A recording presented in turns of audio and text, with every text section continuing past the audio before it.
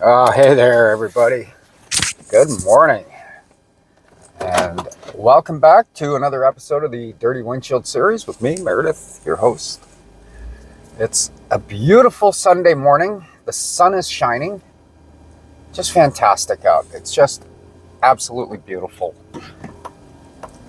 We've had so much fog lately. It's been cold. It's been warm weather blowing in off the water. So it's been quite the mix. So we've had a lot of fog. So it's nice to see sunshine in the morning time. Sunday, February 6th, I believe. So, 2022. Just fantastic. Just enjoying it. Went to Cobb's Bread. Picked up a couple of French baguette loaves. Spinach and feta cheese croissant, a cheese and chive scone, and 4 hot cross buns. Gonna head over to Tessa's. We're gonna have a nice, relaxing day. We're gonna have veggies and hummus dip, and it's gonna be great. We've been trying to change our diet. Of course, I'm the bad influence. She's good. I'm the bad influence. I gotta get the hot cross buns. And bread, of course. Anyways, in that last episode, I was talking about song structure and basically, the light bulb going off in my head, probably in grade 10, grade 11, when I finally figured out intro, verse, chorus, and then repeating it, and then maybe having a bridge back to a chorus, fade out. And when I figured out how songs were constructed, whether there was, you did the intro, verse, chorus, and then intro with a long guitar solo, back to a verse, the chorus, fade out. It didn't matter who it was. Led Zeppelin, Pink Floyd, Eric Clapton, the Yardbirds, the Stones, Beatles. I mean, there were just ways to compose and piece together songs, and nobody had told me that when I was learning how to play guitar. It was all scales and basic music theory, and I always had these ideas for songs in my head, whether they were good or not. I was able to finally put it together, and I'd go rent 4-track recorders at that time, cassette recorders, the Tascam, Porta Studio, Fostex, Yamaha MTX, whatever it was. And I would use those, and I would record my acoustic guitars. I'd have a microphone and, 4 tracks of mono, basically. And then I would mix it, take the output of that and mix it onto a 2-track on my stereo. And then I would take my 2-track master, and then I would play it back onto an input through the RCA jacks, and then I'd record again, and so I could try and layer up.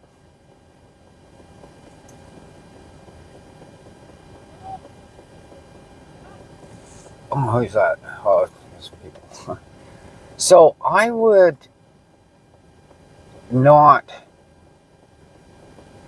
really get into songwriting until probably grade 11.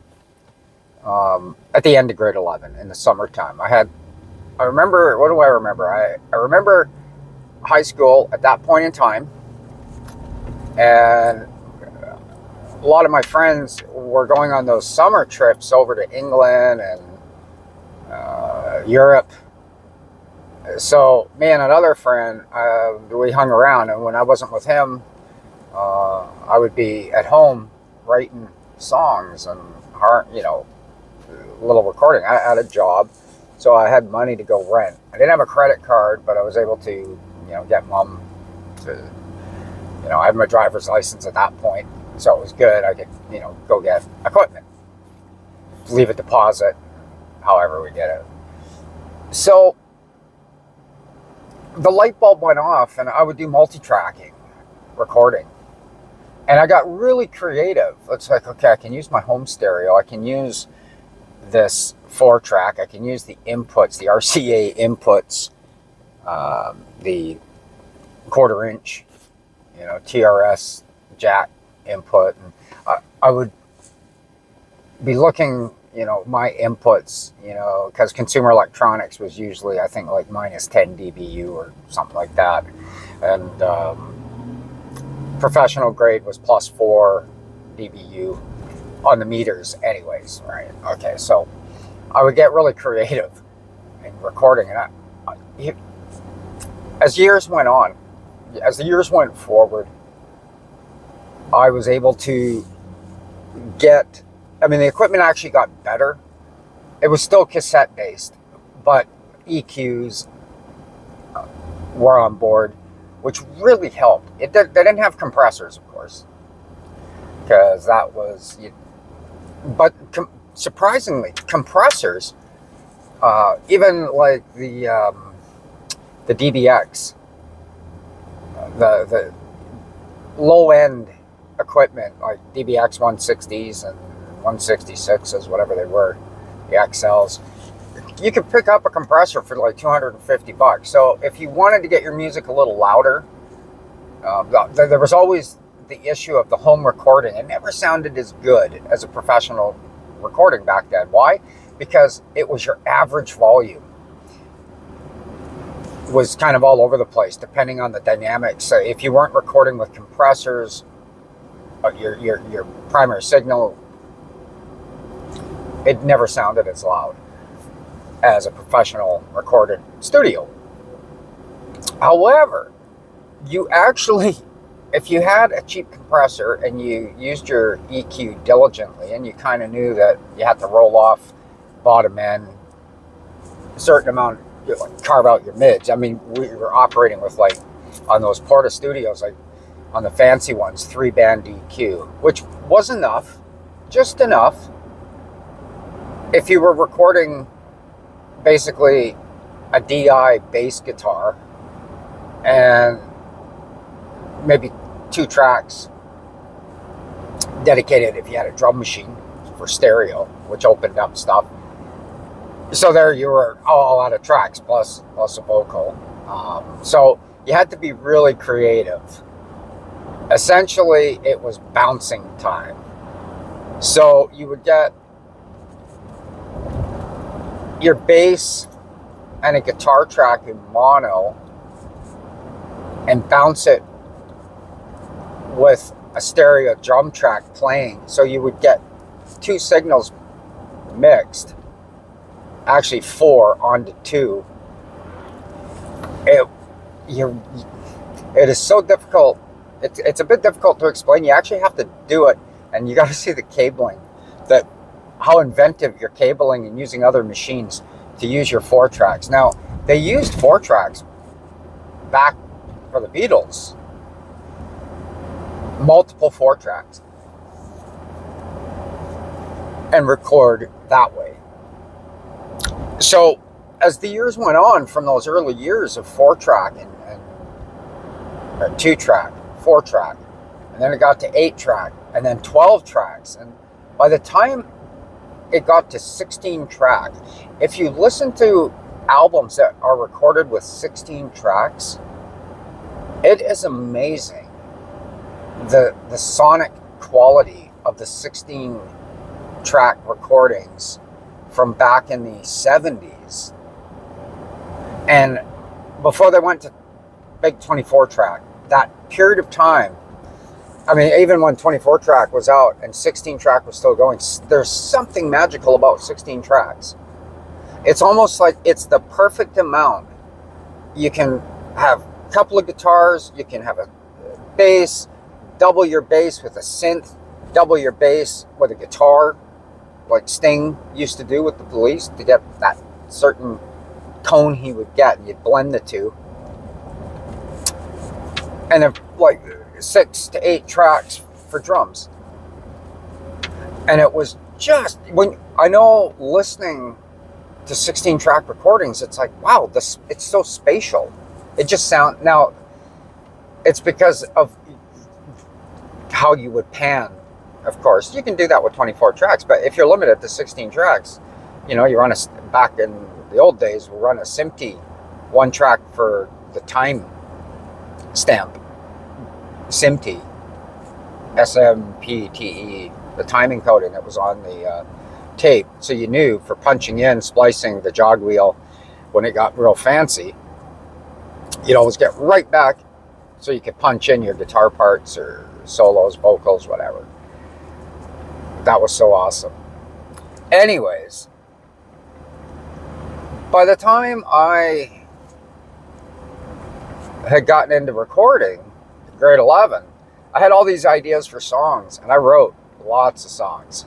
I would write songs at least 2 to 3 a week, and I'd record them. I'd sit in my room and I'd lay down a guitar track. I'd have a metronome, so I'd have to count off where I was in the song, and I would chart it out, and I would be so focused on trying to keep time.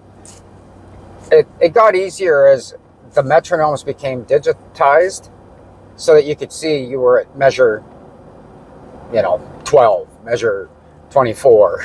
Oh, time for the chorus, because you'd have it sort of charted out. And the beat was constant. So you could tap your foot and record that way. And that actually stuck with me. When computers came along and you realized, hey, I can just record, I've got the metronome with the DAW, the digital audio workstation. Now I'll record the verse, I'll come back, I'll record the chorus, and I'll just splice them together because it's easy to move stuff around and quantize. Yes, it's not quite human. But anyways, my point getting back to, I've got a lot of those cassette tapes, and they'd been put away for so long, and I realized that, wow, there's actually some really good stuff that I'd recorded back when I was like 17 years old. When I was still a good kid, I think I always was a good kid. I fell off, I always believed in God, but I kind of gave up on God.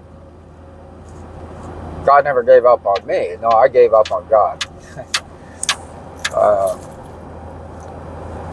But I would listen to my songs, and it was, I listened to it and I think, yeah, I could see my belief system always creeping through.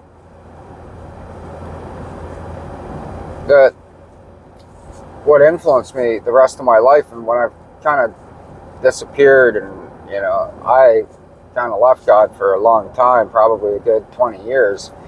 Although, not that I denied God, I just didn't get into it. It wasn't until my late 30s when I started, getting back into it. But I listened to those songs, and I'm just like, wow, I was a 17-year-old kid. Like, I listened to it, and as the years, like by 7 years later, 8 years later, in like 1994, when I was just writing and recording kind of my last years, maybe 92 would have been my last years because I got so busy at work. I left all that behind. And it wasn't until maybe 2007 where I got back into it. And the most important thing was just writing songs. And it was like I never left being 17. I would write like 2-3 songs a week, record them. I had so much to say. And there was a 5-year period. I just wrote and wrote and wrote. And I listen to them now and I think, some of those tunes, they're really good.